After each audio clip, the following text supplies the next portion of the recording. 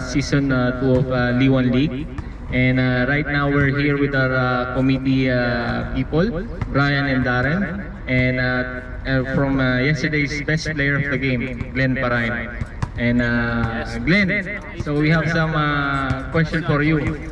So yesterday, how did you prepare for the match versus Team Red? Focus lang sa laro at gabayan ng mga teammate at sipag lang. Oh, that's a good answer. May follow-up question si Tom Brian. Tagalog na lang para mas madali tayo. Paano kayo naghanda ng team nyo para sa semi-finals ngayon? Ano yung napag-usapan nyo? Although kahapon lang yung last game, diba? So siguro nag-usap-usap kayo sa group.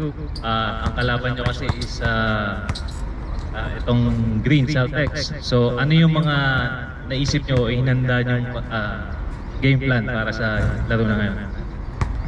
Yung big adjustment namin, focus kami kay Adam kasi siya yung main man namin sa center.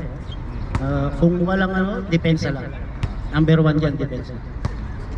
Tama, magandang game plan nyo, no, partner? Si Darren naman, may question. Si Darren. Kapansin din na ikaw yung nagde-direct sa team nyo tulad ng lahat sa offense at defense siguro. Yung paano mo sila napapasok kasi lahat ang hirap kausapin ng mga team, especially hindi kayo magkakalala ko na tas may iba pang lahi. Yung paano mo siya manage na maayos. Kasi nakita natin lahat ng games nyo okay na laro nyo. Although natatalo pero mababa yung lamang, nakakahabol kayo. So magbigay ka naman ng some tips sa natin para yung opinion ko, sasabihin ko sa kanila at kung meron silang opinion para sa game, para sa ikagaganda ng teamwork namin, ina-accept ko yun at ina-apply namin. At actually yung press defense namin magandang sa Green doon sa last namin game.